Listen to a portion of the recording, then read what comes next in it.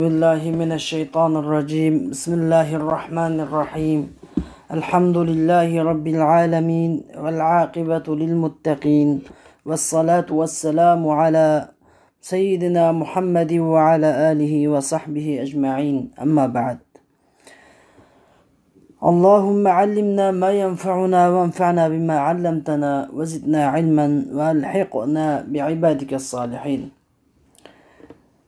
Bugün sözlemoqchi bo'lganimiz Ali Imron surasining 190-oyatidan 200-oyatigacha, ya'ni Ali Imron surasining xotimasini sözlemoqchimiz.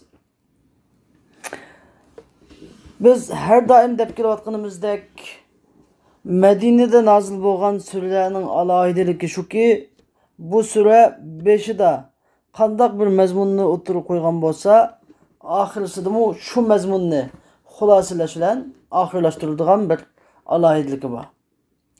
Xuddi mana bu bilgan so'zlamoqchi bo'lgan bu suradami yana o'xshashlar.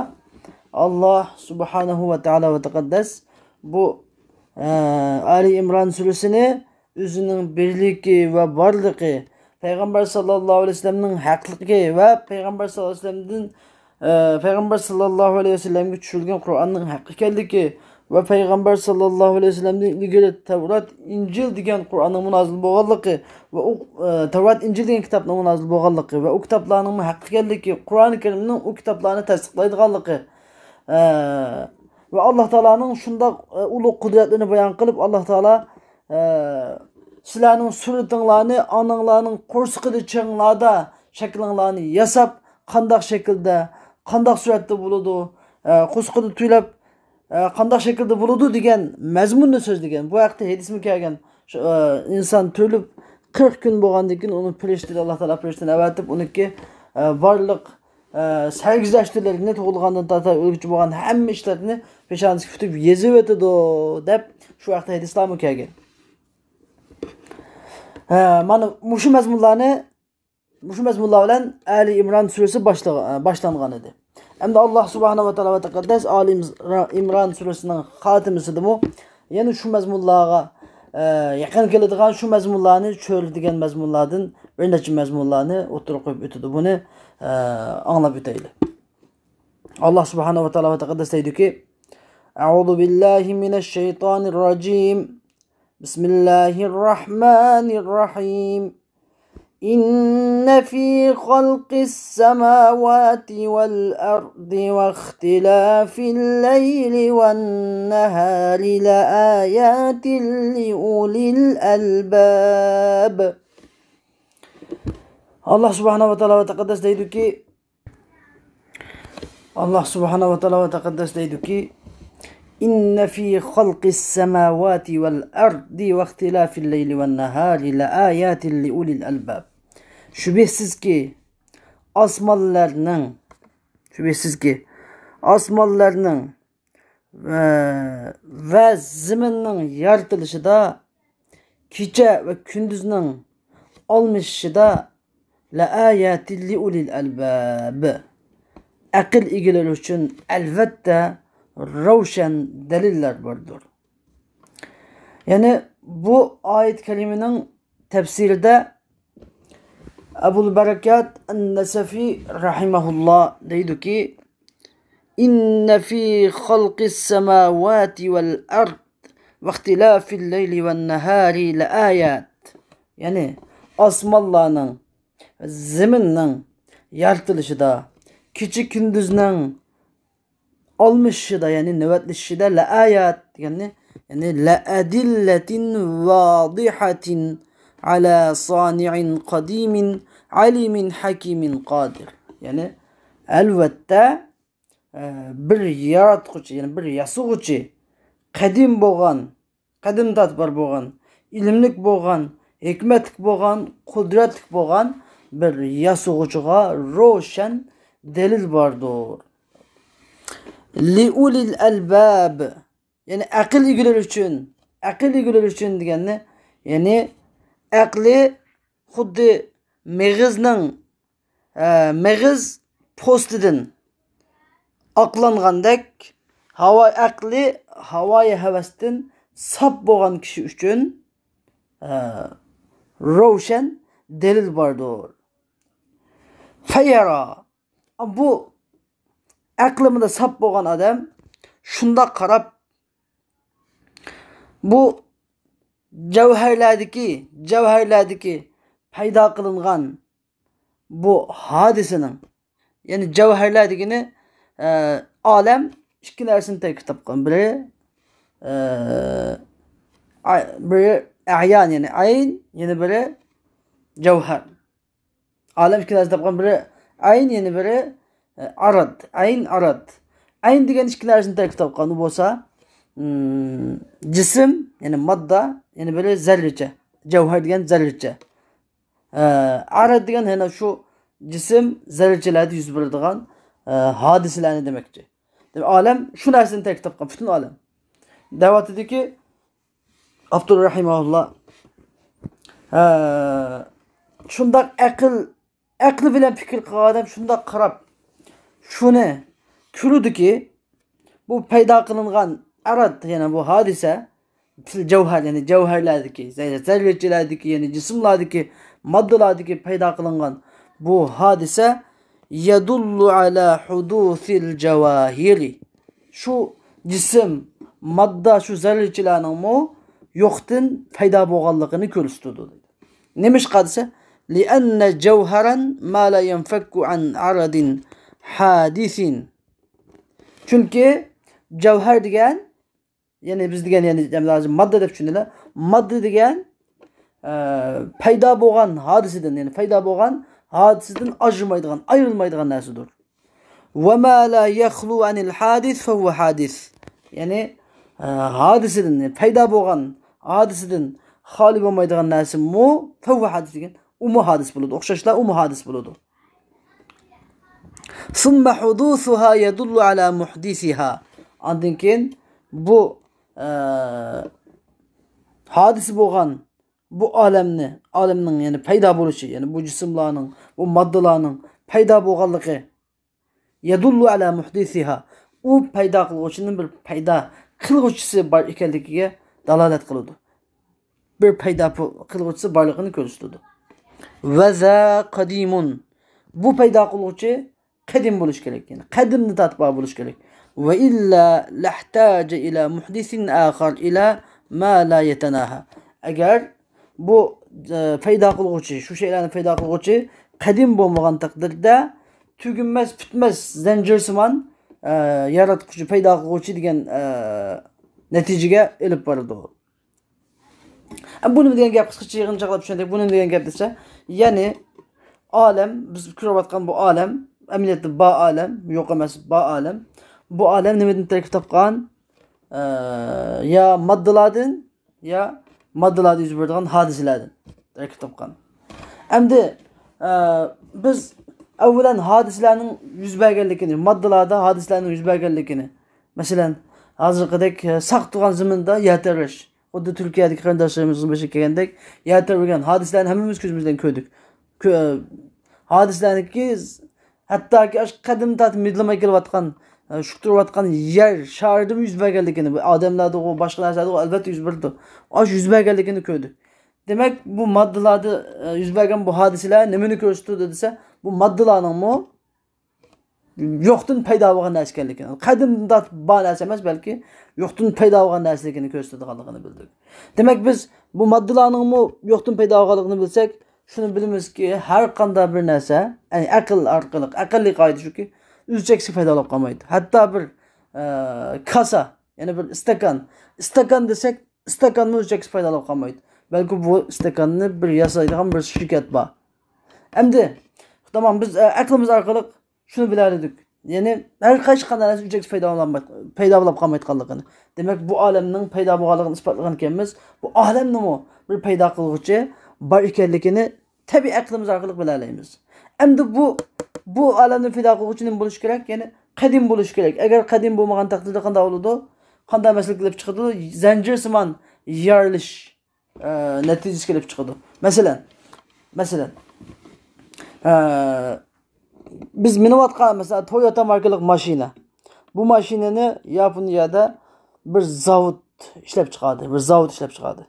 Bu mashina, demak bu mashina qadim emas. Yangi paydo bo'lgan narsadan gap. Buni bir zavod ishlab chiqadi. Tamam, bu zavodni-chu. Bu zavodni shu Yaponiyadagi olimlar nima qiladi? Yasab chiqadi. Demak bu zavodmi qadim tatib bo'lgan narsa emas, bu yasalgan narsa. U inson-chu desa, bu insonmi? Bu inson onasidan tug'ilib paydo bo'lgan narsa, qadim tatib bo'lgan narsa emas. Demak, mushunda apaqatisi demak, bu narsa agarda mushu paydo paydo qiluvchi, yasuvchi ilgarisiniki ta ibtidosi yo'q, avvalining ibtidosi yo'q, boshlanishi yo'q, cheki yo'q bo'lgan bir yasuvchi, yaratquchiga bormog'icha bu paydo bo'lish, bu yaratilish degan gap nima qilmaydi? Tugumas bitmaslab ketadi. Bu chuqum eng oxirida, ya'ni shu eng oxirgi haqiqiy yasuvchi, anda majoziy emas, haqiqiy yasuvchi, yaratquchi chuqum bir dona bo'lishi va qadim bo'lish, azizatni tatib bo'lish kerak. Nima uchun? Tasalsul aqidasi, ya'ni zanjirsimon yarilish natijasining oldini olish uchun. Chuqumda bo'lish kerak. Medik Abdurrahimahullah demek çoğunmuş şu.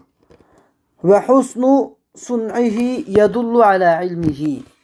Bu Allah subhanahu ve ta'ala ve taqaddasının bu güzel sanatının güzelliği, bu zatının ne kadar ilimlik ikenlikini körüstüdü. Ve itqanuhu ala hikmetihi. Bu zatının intayın tekniklik, nayet ilgar, puxta bu alemni yasıqallığı bu zatının ne kadar hikmet ikenlikini körüstüdü. Ve bakauhu yedullu ala kudretihi. Bu zatniki mengü baki kılışı, tügep ketmi, ülep ketmi, yokap ketmi, mengü baki kılışı bu zatның ne kadar kudret işkellikini kılıçtıdı. Peygamber aleyhissalatü vesselam diyen ki veylul limen qara'aha ve lem yetefekker fiha. Muşu ayetini okup fikir tefekkür kılmagan adamның halığı vay ise degan. Endi bu hadis, bu uzun bir hadis olup Ayşe Siddiq radhiyallahu anha rivayet qilgan bir hadis bu. Ayşe Siddiq radhiyallahu anha deydi. Men bir kuni mening navbat günümde Rasulullah sallallahu aleyhi ve sellem yanıma geldi. Yanıma kelip Peygamber sallallahu aleyhi ve sellem şunda yanıma kelip lan Resulullah'dan birdem yattık. Resulullah dedi ki: Ey Ayşe, eğer ruhsat kılsanız ben bir ibadet kılasam, Rabbimge ibadet kılasam dedi. Ben Resulullah'a dedim ki Resulullah özlerini neme iş hoş kılsa, neme iş özleri, neme iş yaxşı görürsün, ben bu şunu yaxşı görmen dedim. Peygamber aleyhisselam onu tutup esip koyulan tulumdan azraq suda yengil terlet aldı. Onun degan Peygamber sallallahu aleyhi ve sellem kıyam kılıp yığılap gitti. Onun kendini ruku kılıp yığılap gitti. Secdede yığılap gitti. Onun kendini Resulullah namazı kılıp, onun kendini caiz kılıp yetip caiz demi yığılap gitti. Ta ki Bilal radıyallahu anhu bumdat namazıga ezanı kolu kelip ya Resulallah bu özü yığılap ketipla. Allah Teala özünün madde qaddam madde ahir günahlarını mağfiret kılgan olsa bu nima üçün munchilik yığılayla degende Peygamber sallallahu aleyhi ve sellem diyen ki men nimişe yığılmayman, men yığılmay kim yığılsın? Bugün bana şundaq bir ayet nazil boldu. Muş ayet hakkında fikir tefekkür kılıp men yığılmay kim yığılsın? Dep şu ayet şunun ahırda veylul limen qara'aha ve lem yetefekker fiha.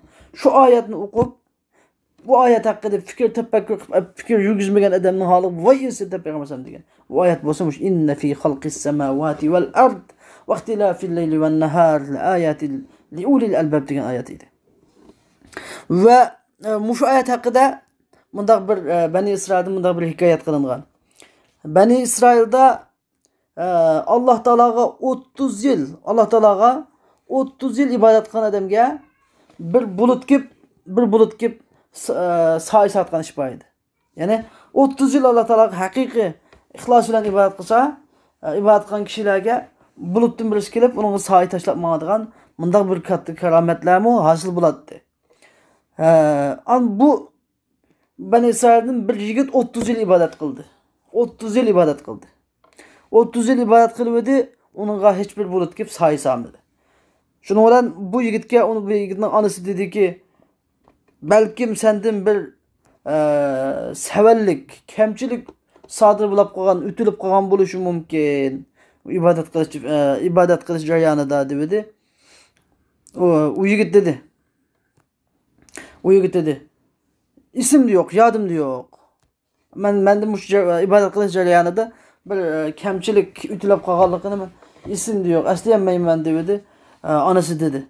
Belkim sen muşu jarayanda osmonga bir qatim qarab, balkim sen muşu jarayanda osmonga bir qatim qarab, onundan ibret almagan bo'lishing mumkin. Shunda osmonga qarab Alloh taolaning qudratlaridan, qudratlari haqida fikr tafakkur yurgizmagan bo'lishing mumkin. Dedi u yigit qilib mumkin dedi. Balkim shunda bo'lishi mumkin dedi. Anasi dedi. Fama utita illa min zalik. Sen şu bulut yoki sana bu bulutdan iborat bu karamet, bu alamet seninki 30 yıl kan ibadetinga qubulog'iniga ketgan bu alamet, şu bir qatim o'tgan şu Alloh taolaniki katta qudratiga shunda qarab bir fikr tafakkur yurgizmaganliging uchunla kamigan bo'lishi mumkin deb shuna javob berdi deydi. Alloh taolo deydiki ellezine yezkurunallaha, Allah Teala dedi ki اَلَّذ۪ينَ يَذْكُرُونَ اللّٰهَ قِيَامًا وَقُعُودًا وَعَلَى جُنُوبِهِمْ وَيَتَفَكَّرُونَ ف۪ي خَلْقِ السَّمَاوَاتِ وَالْأَرْضِ رَبَّنَا مَا خَلَقْتَ هَذَا بَاطِلًا سُبْحَانَكَ فَقِنَا عَذَابَ النَّارِ. Allah Teala dedi ki Allah Teala'ga emdi bu yerdeki ellezine yani liulil albabniki sıfatı buludu. Yani o akıl egeleri şundak bir zatlar ki. Yani Allah Teala'ga ürütürgan halatıdımı, oturgan halatıdımı ve ala cunubihim degen yani yatkan halatıdımı zikir edilen kişilerdir. Ulanın birinci sıfatı şu. İkinci sıfatı olsa ve yetefekkerune fi halqis semavati vel ard. Rabbena ma halakta hada batilan subhaneke fekina azaben nar. Yani ula asmallarının ve ziminin yaratılış hakkında Rabbena diye mundak dep fikir tefekkürde devamlık. Yani Rabbena, Perverdigarımız, sen bunu, yani bu asmallardan ve ziminden ibaret bu mahluklarını sen batılan bikargı yaratmadın. Subhanek, sen paksen, sen bikargı biraz yaratıştın, paksen. Fakina azaben nar. Anda oğandaki bizni devzak azabıdın saklasan dep davamlık fikir tefekkür yürgüzüdü. Fikir tefekkür yürgüzüdü deydi. Muşu ayetin tefsirinde İmam Ebu'l Barakat En-Nesefi rahimahullah deydi ki ellezine, yani biyadiki Allah Teala'nın ki ellezine yezkurunallah dedi ki ellezine bu asli bununki grammatikalik orni zir deydi. Grammatikalik orni zir. Zir harfi. Demiş ki bu zir olandan buludu dese yani liulil albab'nın sıfatı buludu. Yani o akıl egeleri mundak kişilerdir. Yani gece gündüz Allah Teala'yı zikir etadigan, davamlıq Allah Teala'nın ki kudretleri hakkında fikir yürgüzadigan kişilerdir degan ma'noni ko'rsatdi. Yoki buniki grammatikalik o'rni zir buludu. Grammatikalik o'rni zir bo'lgan chaqda bu chaqda yani a'ni degan bir fe'lni zimga keltiramiz. Yani bu vaqtida men demakchi bo'lganim, yani aql egalari deb men demakchi bo'lganim mundaq kishilardir demakchi. Yoki buni grammatikalik o'rni pish bo'ladi. Pish bo'lgan vaqtida hum degan bir gapni zimga keltirgan. Yani humul lezine yezkurunallah. Yani o aql egalari bo'lsa shundaq kishilar. O aql egalari bo'lsa, degan o aql egalari bo'lsa keçim gündüz zikr etadigan Allah Teala'nın ki mahlukatlar hakkında devamlı fikir tefekkür yürgüzadigan kishilardir degan bu demek. Endi yezkurunallaha deganni yani yusallun, yani yusallun, yani namaz o'qiydiganlar. U kishilar shunday kishilar ki yani qiyaman qaimina indal qudra. Yani agar qudrati bo'lsa amal qilib, qiyam qilib, o'tirib namoz o'qiydiganlar.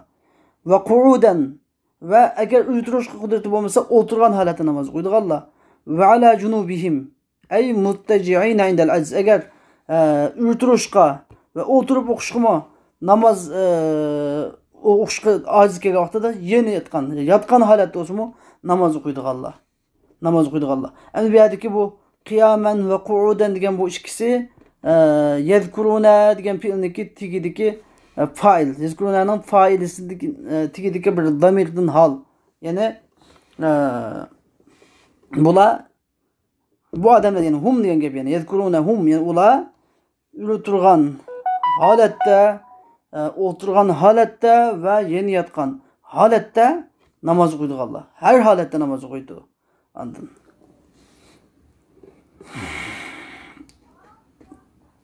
Yoki endi bu oyatning ikkinchi ma'nosi yoki bu oyatning chiqqan yana bir ma'no. Boya bunday ma'nosi bo'lishi mumkin, yo bunday ma'nosi bo'lishi mumkin. Yoki bu yerdagi murod, bu oyatdagi murod az-zikru ala kulli hal, yani har qanday holatda zikr etish.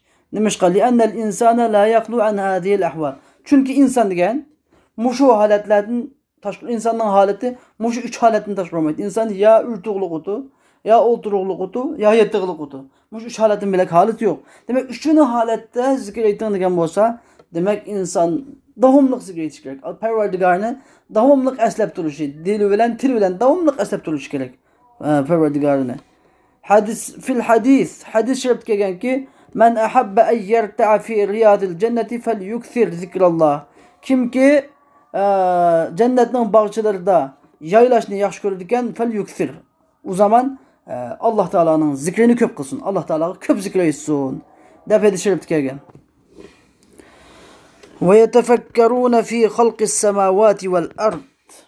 O akıl egeleri şundak kişiler ki asmanlarının ve zeminin yaratılışı hakkında devamlı fikir yürgüzüdür. Yani ve ma yedullu aleyhi. Yani bunu devamlı asman, zeminni yaratılış hakkında fikir yürgüzdügen yani ihtira'u hazihil ecramil izam, yani bu katı cisimlerini yoktan peyda kılış ve ibda'u san'atiha, bu katı cisimlerin sanatını keşf kılış ve bu katı cisimlerde urullaştırılgan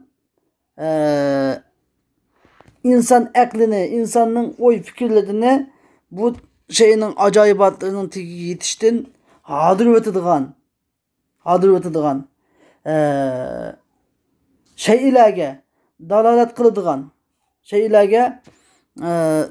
kılıdıgan ve bu şeylerini yasıgıçının şa'nının intayin kattılığına dalalet kılıdıgan ve bu şeylerini yasıgıçının saltanatının intayin büyüklük ikenligiga dalalet kılıdıgan muşundak şeylerini yani uluniki asmallarını, zeminni Allah Teala'nın yaratışı hakkındaki boğan fikir tefekkürü kanda buludu dese, yani bu katlı cisimlerini yoktun bar kılış, bu cisimlerin sanatını, şeklini, her xil maddelerini hiçbir endişesiz ilgili bulap bakmagan bir surette yoktun keşif kılıp peyda kılıp yaratış ve o nesilerde insan aklını oylap tüyü yitip boğulamaydıgan acayip garip sırlarını bununla sepleş körüstüdügan, dalalet kılıdığan şeyler hakkında oylanıdı. Yani bunda şeyler nemeki dalalet kılıdı dese ala izami şe'nis saniye. Muşu şeylerini yasıgıçının şe'ninin haddidin ziyade kat ikenligiga. Muşu şeylerini yasıgıçının saltanati intayin büyük ikenligiga dalalet kılıdı mı muşu hakkında. Anladın? Bundaki fikir tefekkür kılışın maksat nima? O şeyler hakkında fikir tefekkür kılış arkalık, fikir tefekkür yürgüzüş arkalık şu şeylerin yaratışının kattılığına yetip vardı. Şu şeylerini delil tutup şu şeylerin yaratışının baylığına, kattılığına, birliğine, kadimliğine, ululuğuna, barlık Allah Teala'nın sıfatlarına şu şeylerin delil tutup yetip vardı. Ulundaki fikir tefekkür yürgüzüş asası maksat şöyle vardı. Peygamber sallallahu aleyhi ve sellem'de rivayet kılıngan ki bir çağda bir adam özünün körpüsü üstüde yetip etip tuyuksuz beşini asmanga götürüp yutuzga qarab dedi ki eşhedü enne leke rabben ve halika Allahümme gfirli dedi. Yani o dedi ki sen yutuz asmallarının bir perverdigarı, bir yaratıcısı bağlıklı guvahlık bilemen. Allahümme gfirli, ey Allah, meni günahimden mağfiret kılsan. Def şundak devedi, فَنَظَرَ اللّٰهُ اِلَيْهِ فَغَفَرَ لَهُ. Allah Teala onun şundak rahmet nazarı bilen qarapla onun günahını mağfiret kıldı devadıdı. Peygamber aleyhissalatu vesselam diyen ki tefekkür kılganı okşaş, tefekkür kılganı tanışalaydigan hiç qanday bir ibadet yok. Tefekkür kılganı tanışalaydigan hiç qanday ibadet yok. Yani intayin ulug ibadet demekçi. Ve eytilişçe tefekkür diyen gafletni yo'qotadi. İnsan kalbidagi gafletni, g'afillikni yo'qotadi. İnsan kalbiga Alloh taolaning qo'rqishni paydo qiladi. Qalblar g'am qayg'uda parqirgandek, g'am qayg'u bilan, ya'ni Alloh taolaning qo'rqib, oxiratning g'amini yeb, parqirgandek hech qachon parqirmas. Qalblar Alloh taolaning haqida fikir qilgandek, Allah Teala hakkında fikir yürgüzgende, Allah Teala'nın kudretleri hakkında fikir yürgüzgende nurlangandek hiç kaçan nurlanmaz. Mana şu vaqtda Xasta rahmetullahi alayhi deydi ki bir ismin irur fettah kalbimni safa qilg'il, zikring bilan fikringni ko'nglim ichra jar qilg'il deydi. Çünkü zikr bilan fikir insan kalbini hakikaten bek safa, sap kılıdı, bek nurlandırıyordu deydi. Rabbena ma halakta hada batila. Rabbimiz sen bunu bekar yaratmadın. Yani ula müşrik etme deydi. Endi bir aydı ki Rabbimiz sen bunu bekar yaratmadın degan bu sözün özü bir bunu grammatikalik o'rni, yani holat. Grammatikalik o'rni holat. Nahv kaidesi demek şimdi. Yani bunun manası yetefekkeruna qailin. Bula vellezine yetefekkeruna ve yetefekkeruna fi halqis semavati vel ardi qailin diye. Qailin de bir tane halet sözün birisi mi ya da tigi yuşulgamının yani. Bunun mundak dep yani. Rabbena ma halakta hada batilen subhaneke fekina azaben nar digeç. Şundak digeç. Nima qiladi? Fikr, tefekkür qiladi. Bunun ma'nosi deydi. Vel ma'na ma xalaqtahu. Rabbimiz sen bu mahluklarni xalqan batila deb bakaq yaratmadın. Yani bakaq yaratmadın degani sen bir hikmetsiz yaratmadın. Belki bu mahlukatlarni li hikmetin azimetin katta bir hikmet için yarattın. Katta bir hikmet için yarattın. O katta hikmet olsa nemidir? O hikmet olsa şu ki sen bu mahluklar, bu osman ziminden ibaret bu mahluklarni mükellef, yani senin şeriatine teklif kılıngan insanlara mesken qilib berdin. Birinci hikmetin şuları yaşaydigan, şunu yaşaydigan, şulara menfaat yetkizdigan, şunun menfaati için mesken qilib berdin. Birinci hikmet şu. İkinci hikmet ve adilleten lehum ala ma'rifatik. Ola şu osman zimindeki şu acayip, garayip, kudretliği qarab seni tunuşqa, senin barlığınga, birlikinge delil qilsin. Şunu delil qilib seni tunusun deb mana yarattım. Endi Allah Teala'nınki Rabbena ma halakta hada degan ki hada bu degan ki bu ko'rsatish vasitasi. Hada degan ne ishoratdir desa, yani xalqqa, yani bu mahluklar degan bo'ladi. Chunki xalq degan mahluk ma'nosi bilan bo'ladi. Chunki xalq degan asli masdar, yaratish degan gap ma'nosi, yaratish. Arab tilida balog'at qoidasida ba'zi chog'da masdarni ishlatib maf'ul, ya'ni yaratish degan masdarni ishlatib yaratilguvchi, yaratilgan mahluk degan ismi maf'ulni iroda qilish intayin ko'p qo'llangan bir ish. Şu sebepten yani Rabbimiz sen bu mahluklarni bekar yaratmadın deb hadani ko'rsatadigan ko'rsatish obyekti bo'lsa şu mahluk demekçi deydi. Yoki ila semavati vel ard osmon zaminni uzgan amaliyati. Endi yani osmonlarni ve zaminni sen bekar yaratmadın demekçi. Endi nimishqa li'annaha fi ma'nal mahluk, chunki Bu asman zemin degan bu maxluqning ma'nosidir. Bunda degan nima ish qildi bu gapni alayda keltirdi deganda, chunki hada asli bu samawat val ard degan hamasi buniga ishorat belgisi keltirib olsa, hazihi yoki haulai bunda ko'plik shaklida yoki agar mufrat birlik shaklida keltirib olsa, hazihi deb keltirish kerak. Hada deb yana erlik ko'rsatish almışını keltirmey belki ayallık, hazihi deb ayallık ko'rsatish almışını keltirish kerak. Anda keltirmedi. Nemishqa erlikni keltirib qo'yganda sababi nima? Maxluqlar demakchi. Maxluqlar. Xalq degan gap mesela bunaga erlik ko'rsatish belgisi keltirgan gap haza deb. Shuning uchun deydi. Hamma bu grammatik qoidalar. Shuning uchun anglag'uchilar bir ig'ir amanglar. Chunki Qur'oni Karimda grammatik qoidasi, balog'at qoidasi bilan mangadigan bo'lg'achqa buni vaqt kelganda deb kelmasak bo'lmaydi. Kennehu qil ma xalaqta hadal maxluqal ajiba batila. Xuddi buning ma'nosi yana Rabbimiz sen bu ajoyib, g'arayib, bu katta maxluqlarni sen hargizmi bekor yaratmading. Hikmetini yuqori so'zlab o'tdik. Subhanak. Sen paksen. Yani sen bu katta maxluqlarni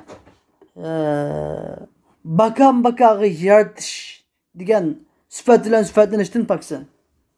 Bunda katta maxluqlarni bakan yaratish degan sifat bilan sifatlanishdan paksan. Sen hech qanday şeyni behuda bir ish qilmaysan ya Rabbi. Har bir ishingda hikmat bordir. Faqina azaban nar.